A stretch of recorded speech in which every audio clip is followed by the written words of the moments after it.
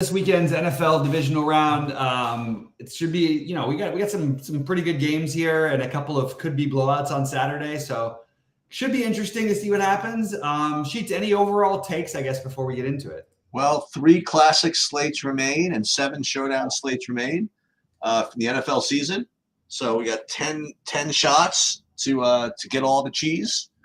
And this is a really this is probably my favorite weekend. I know some people like the championship games, whatever. Mm-hmm. I just kind of like this one. You get 4 games. You get to see. I don't know. I kind of like this, and I like the 2-game Saturday, 2-game Sunday. Now, as far as me being able to watch, it's going to be a little awkward for me. I'm going to actually be in Toronto on Saturday for doing the UFC. So I'm going to watch like the first half, and we'll probably head over there. But it's we're going to be in the DraftKings suite, so I'm sure they might have the game on or whatever. They'll probably actually just show the MMA or whatever. In any case, they'll have the game on. And then I'll be back on Sunday though, in time for the very late 3 p.m. start on Sunday. I'll be back to watch at least. I'm not going to be around to do content or anything like that. So let's get into it. Yeah, one thing I will say is that this has been happening since since I started watching football.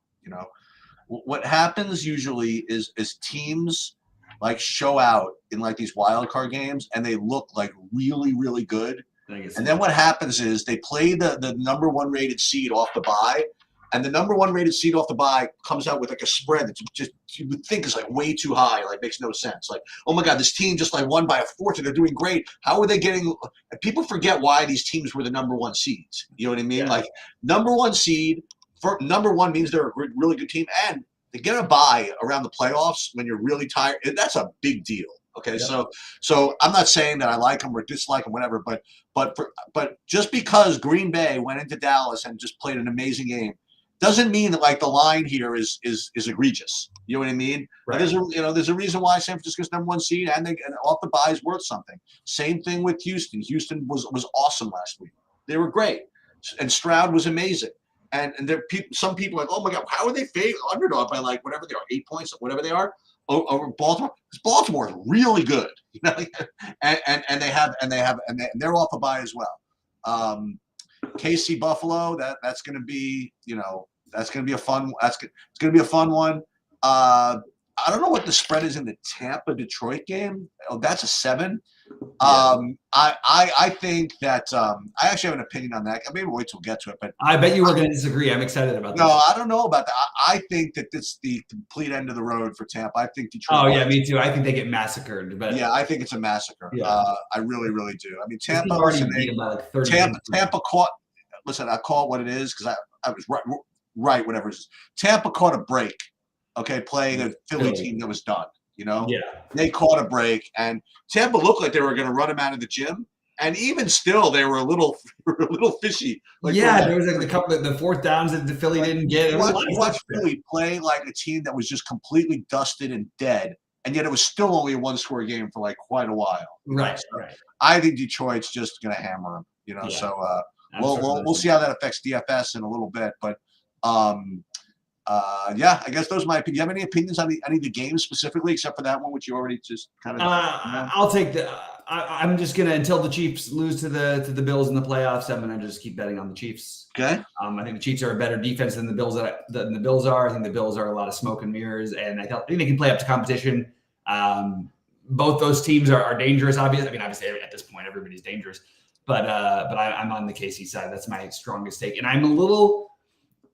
From a DFS perspective with the first game, I think we should talk about it because the interesting thing you're seeing right now is that like if truly nobody wants to play CJ Stroud this week, I think that's an interesting play. Like people are mostly going to be stacking. I think they're mostly going to be using the quarterbacks from the second game, and they'll use Purdy and maybe Love some.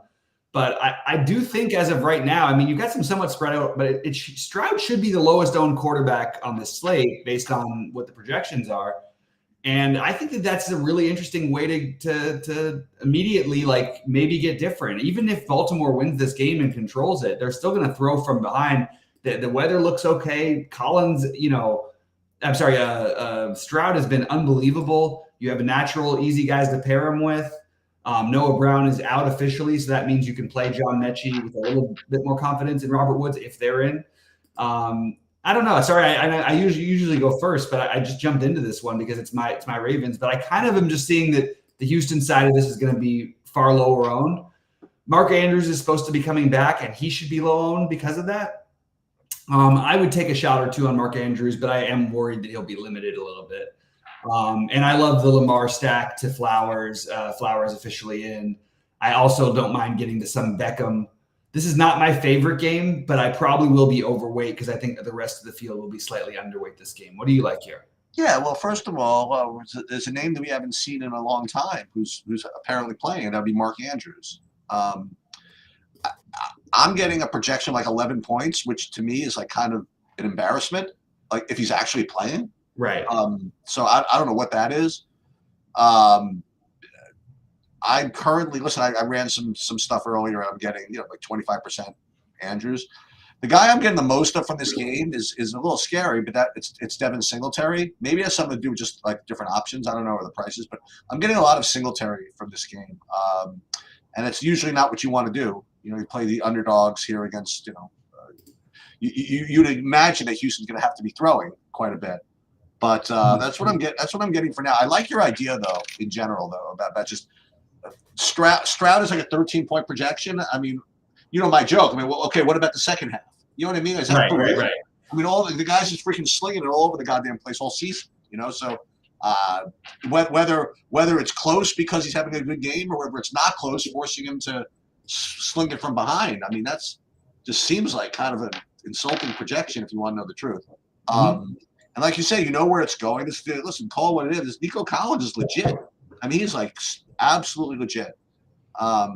So I like that as a contrarian play.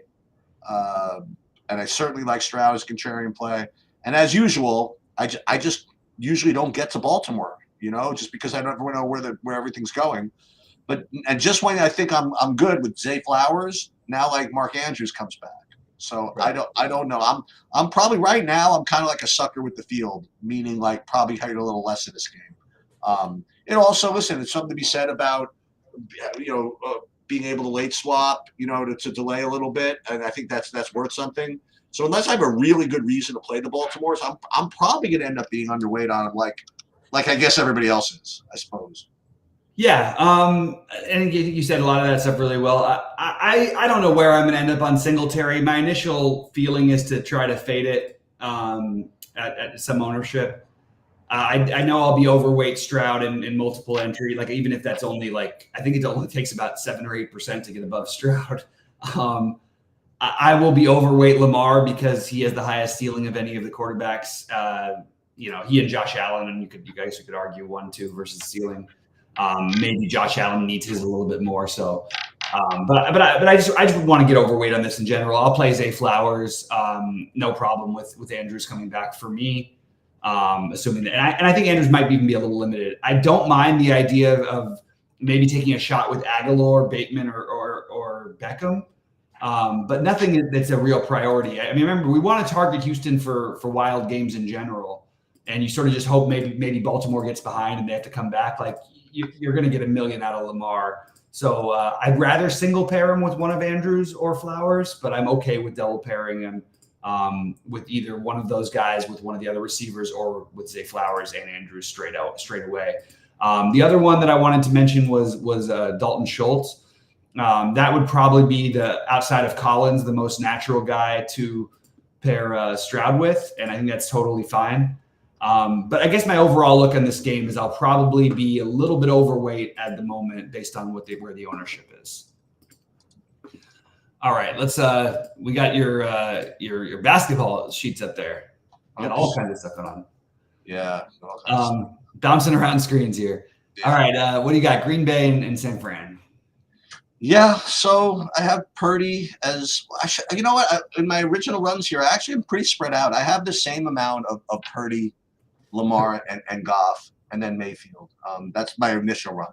That's not based on takes. That's literally just based on the numbers and stuff. I mean, it makes sense. I mean, Purdy's been good all year. They're going to make life easy for him. He'll probably get some touchdowns. I think as far as I was about to say, as far as ceiling goes, I don't know, like who really has the big ceiling this week? There's no real shootout type game that rates to be close, I guess. So yeah, I guess all these quarterbacks seem very similar to me. So I do like Purdy, McCaffrey. I mean, I would imagine the best running back on the slate. For some reason, I have Singletary more. But I guess you got to play 2 running backs, I suppose. But well, I guess it's just the price. yeah, that's true. Yeah.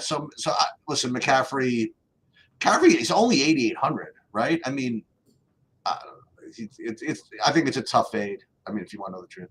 So McCaffrey and Purdy, and as far as the San Francisco receiver roulette, currently I have more of Ayuk than the others, but I mean, that can be talked into whatever.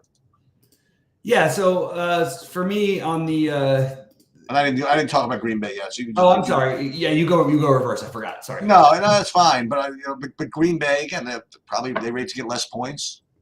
It's kind of tough to I don't know. I really respect the progress they've made.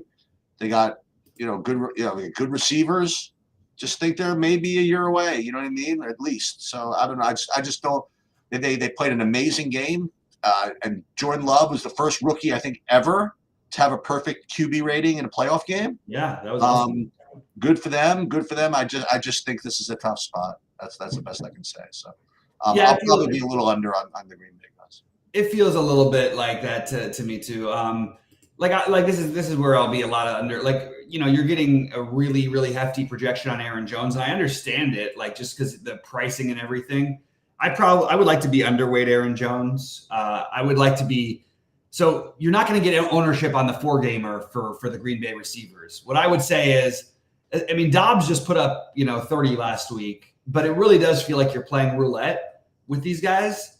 Absolutely. Right now, Reed and Watson are questionable.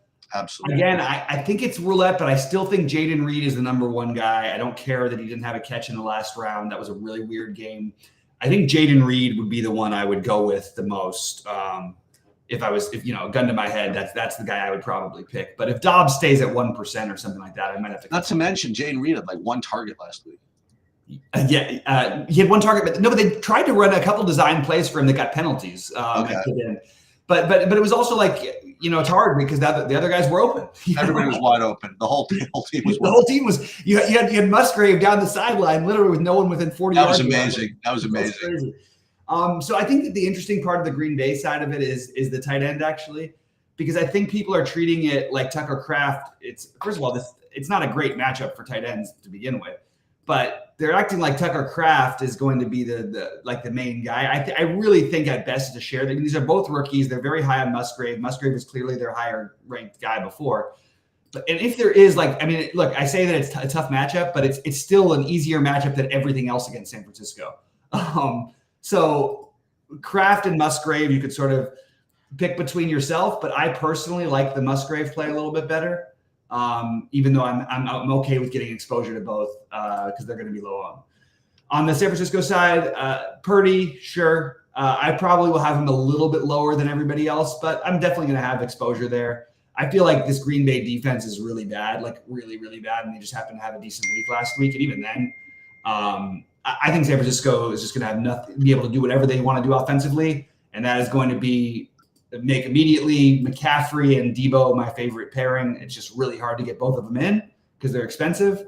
But I really like Debo and I really like McCaffrey. Ayuk would be the third one for me. And then Kittle is a great play. It's just a matter of, as of right now, I'd say near the field. So I'm probably underweight everything Green Bay except for Jaden Reed. And I'm probably going to be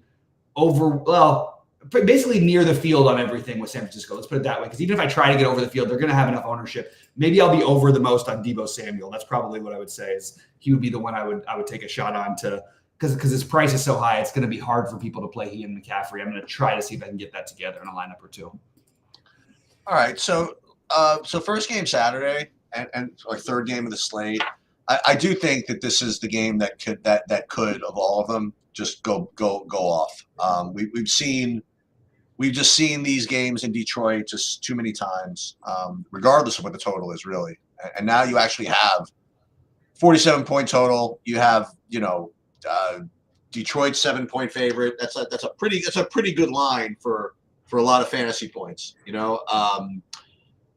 Coming from both sides, whether it be however it happens. Like if Tampa does keep the game close, then great. If they don't, then Baker's slinging it the second half, which is good for fantasy as well. So I think that this one is probably the most likely to have these big game stacks pay off. And right now, I'm getting in I guess because of the price, I'm getting like 75% Josh Reynolds across all these lineups, which is interesting. But then there's Jamison Williams. I'm not, St. Brown. Laporta's probably one week healthier, So I think all those guys look really, really good. And on the Tampa side, Evans had drops last week. I don't know what that was all about. He had like big. Yeah, that was really bad. A lot of those guys did, by the way. That could win that game a lot easier. Yeah, drops and whatever it is. But you know what? Between Evans, Godwin, and Otten, and hey, why not David Moore? I think all those guys are really in play. I think this game could put up 60 points. I really do. And I think Detroit scores the most of them. And I think this is, to me, the easiest game to target. I agree. Easily the easiest game to target for me as well. Pretty interesting that we're seeing, everybody's on Jamison Williams or Josh Reynolds, but it's kind of interesting on the other side. Trey Palmer and David Moore, who both outproduced those guys last week, are getting like no ownership. So I guess that's something you could point out as maybe some way to get a little bit different on this 4-gamer. But I think this game does have the highest upside. It's interesting because both teams are awesome against the run, and both teams can't guard the pass. Yep. So it makes it feel very much like, okay, I'm okay with fading the running backs, although Rachaad White will be a part of the passing game. I'm okay with fading, Detroit's also got the split back situation, so it's tricky. So I'm just going to go mostly passing game here. And look, Baker, as much as I think that Detroit wins this game by covers and everything, I'm absolutely going to play this as if it's a 30-something to whatever game, because I think that's really, really possible. Cade Otton getting a lot of love after no love last week. I do like Cade Otton for what it's worth. Yep. I have Evans over Godwin, but I don't think you're going to see the same thing you saw last week where they're constantly throwing to their third and fourth receiver. I think you're going to see more of it to Evans and Godwin in this particular matchup. On the Detroit side, again, more likely to be fading the running game, playing some Goff with St. Brown and Williams. Reynolds is third for me. But I think Laporta is like an awesome tournament play. Whether it's Laporta and Andrews, two of the best receivers in the NFL, end up unowned, you can bet that they won't end up totally unowned, because I will be well overweight the Laporta and Andrews. Now, Laporta's playing banged up. We knew that last week. Still got in the end zone. And Andrews, we'll see how limited he is. But just the fact that you have these two guys, and I'm not saying play them together, but you have them both like sub 10%, whereas if this was a regular slate and they were all healthy mid-season, I feel like they would be the chalk. So I'm in on the and I'm going to always attack Tampa Bay. They're the worst team in the NFL against tight ends. So I love the Laporta idea, and I love the Laporta in a similar vein to Mark Andrews, although I feel a little bit better about Laporta's health now that he at least got back in the game. But overweight everybody in this game from the passing side, underrate the running side, and that's pretty much where I'm at. I do like Detroit's defense also. All right, KC and Buffalo. Yeah, I know exactly I know what's going to happen in this KC Buffalo game. I don't know exactly who's going to happen to. Okay, but listen, these coaches know each other, these players know each other, and it's going to be the same stupid cat and mouse game, whatever it is, and then it's going to come down to whoever either manages time best in the fourth quarter or gets the right holding call when they need it, or just one stupid play to get the clock running, to massage it so they get the ball last or something like that. Someone's winning this on the last possession or not. You know what I mean? But I don't really think this game goes off from an offensive perspective. They've just seen each other. It seems like seems like they play like the Pacers and the freaking Pistons. You know, it seems like they play every freaking day, these guys, even though they don't. But listen, both these coaches are really, really good, and they know what the other team's going to do. I think it's going to be, like I said, kind of cat and mouse, you know, not really that many points. I don't know what the weather's going to be like in Buffalo, whatever.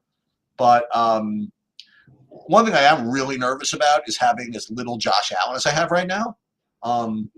He just generates so many fantasy points by himself.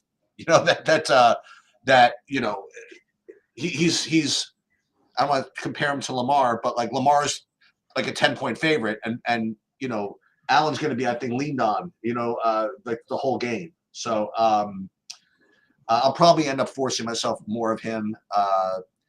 And as far as KC, as far as any of these players, I mean, they're going to try to get James Cook the ball, I suppose. Kansas City's going to try to run the ball with Pacheco, but at the end of the day, you know, they'll put the ball in Mahomes' hands. He'll look for Kelsey. He'll look for Rashid Rice, and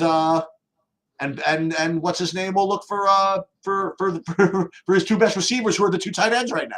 You know what I mean? Like, you know, obviously Diggs. I'm being a little facetious, but I mean, it always seems like Knox or Kincaid are catching the ball. Hey, Diggs hasn't scored in like 9 weeks, so I know that's what I'm saying. Yeah. So I think that the two tight ends, or I guess the main one, the Kincaid for Buffalo is probably a strong tight end play. I guess Cook is a good, but I think I'd rather just not. I'd rather play Singletary maybe. I don't know. The second running back, it's kind of a tough play, right? Besides McCaffrey, it is not. Yeah. Easy. Well, for me, I find that one pretty easy because it's going to probably be Pacheco for me. Okay. But I have no problem. This is not. Don't. I'll take the better. KC's a better defensive team than Buffalo by, I think, a pretty good management. Oh yeah. Yeah. I don't think Buffalo's particularly good defensively, by the way. They just happen to have had things work out in their perfect favor. So I think both running backs are in this game are kind of appealing to me, but I definitely prefer Pacheco. I like KC, as I said, to win the game, but I mentioned I was using the receivers and all these other spots, and I'll be fiddling through those guys, but I'm gonna be pretty heavily concentrated at running back between Pacheco and McCaffrey, assuming that I can get my lineups to look the way that I want them to, because I do like to spend up to tight end a little bit as well. Again, just keep an eye out for Gabe Davis this week. We gotta, if he somehow ends up getting back in the lineup, I'll actually play him. But I actually think that's another reason why I don't like Buffalo as much. He's their best blocking tight end, best blocking receiver, and when he faced this team in that legendary game, he did have the biggest game in like DFS history. Basically, he had 280 yards and 4 touchdowns and something like that. So I would probably play Gabe Davis if he was even able to get on the field. Rashid Rice, I probably just say F it to the KC value at receiver, because we know what that is. If I had to pick anybody, I think I'd pick Hardman or Watson at the moment. On the Buffalo side, I will go back to Shakir. I am interested in the fact that no one's interested in Stephon Diggs, but it's been really hard to make that, that case anymore, man. And then I think I might end up with double tight. I love double tight ends in the playoffs. Always worked well for me. I don't know what that is, but something about the cold weather that seems like even look at last week. I feel like every tight end had double-digit fantasy. Even like the 3K guys were all getting there. Even the backup tight ends like Evan Jordan were getting in. I like the tight ends in this game, but I like Kelsey a ton. So I like the idea. I think I'm going to have a Kelsey Laporta lineup or two or something like that, because it just that just no one's going to do that, and they could easily outscore any of those receivers in that price range. We're very, it's a very speculative price range anyway for receivers. So Kelsey is preferable over Knox to me, over Kincaid, but I do think Kincaid is fine, and Knox can be used in max entry stuff. And then to go into my overall points on the slate, I like the Tampa Bay Detroit game just like you do. I mean, every game you can make a good case, but Tampa Bay Detroit is my favorite game to go after. But I don't necessarily know if I need the quarterback. Maybe I can use the running quarterback like Josh Allen or Lamar, and maybe play that with the Detroit and Tampa Bay game with those receivers. You know what I mean? I happen to like, by the way, the 3 home teams, not the KC game, but as far as defenses go, I like Baltimore, San Francisco, and Detroit. I think those other teams are going to be throwing coming from behind, and that's usually a recipe for for pick sixes and sacks and things like that. So I do like those. As far as like getting off the board with defenses, you could play. I mean, listen, Purdy can do stuff. You know what I mean? He can do some stupid stuff. But he had that one really terrible game. I don't think they're letting him do that many stupid things. I mean, I don't know. And Goff is always eligible to do something, but I don't know. They got it. They got it going over there. You know what I mean? Yeah. I don't know about that. And Lamar, because I don't know. Once again, if he's in trouble, he's just going to take off. So I do like the Baltimore, San Francisco, and Detroit as my defenses. Yeah, and I'll mess around with some lineup builds and get that out to you guys before Saturday comes around. I also will do a live show on Saturday and Sunday. I'm not sure exactly what time yet, but once I know, you guys will know in the Discord. And Sheets, anything else before we get out of here? No, that'll do it. All right, good luck to everybody today, and we'll see you. I'll see you. Oh, I guess we'll see you live for football on. I'll see you live for football on Saturday, and then for those of you guys who are watching this now, I will see you live at 6:30 for basketball.